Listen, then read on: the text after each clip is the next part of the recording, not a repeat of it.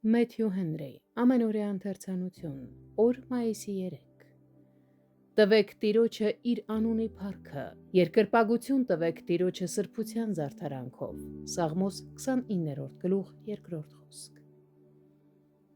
Որքան մաքուր եւ սուրբ է սիրտը, այնքան ավելի զգայուն է այն իր մեջ եղող մեղքի նկատմամբ։ Հավատացյալն ավելի լավ է ճանաչում սրբության գեղեցկությունը եւ օրենքի կատարելությունը։ Նրա անկեղծ ցանկությունը հնազանդվելու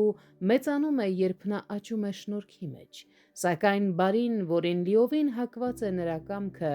չի արվում։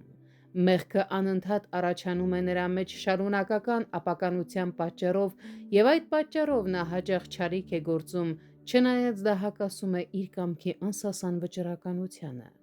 Նրա ներսում մեղքի շարժումները վշտացնում էին Պողոս առաքյալին, երբ կարդում ենք Հռոմեացիս թղթի 7-րդ գլուխը, եւ եթե մարմնի հոգու դեմ պայքարելու իմաստն այն էր, որ նա չէր կարող անել ու կատարել այն, ինչ հոգին էր հուշում, ապա նույնպես հոգու զորեղ ընդդիմության հետևանքով չէր կարող անել այն, ինչ մարմինն էր դրդում նրան անել։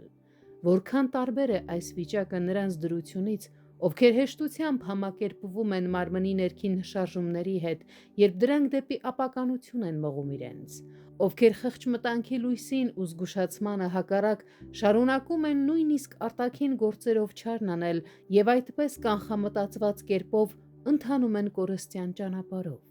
Քանի որ հավատացյալը շնորհքի տակ է եւ նրա կամքը սրբության ճանապարհի համար է, նա անկեղծորեն հաճույք է գտնում Աստծո օրենքի մեջ եւ այն սրբության մեջ, որ այդ օրենքը պահանջում է ըստ իր ներսի մարդու, այսինքն այն նոր մարդու, որ իր մեջ ստեղծված է Աստծո նմանությամբ եւ ճշմարիտ սրբությամբ։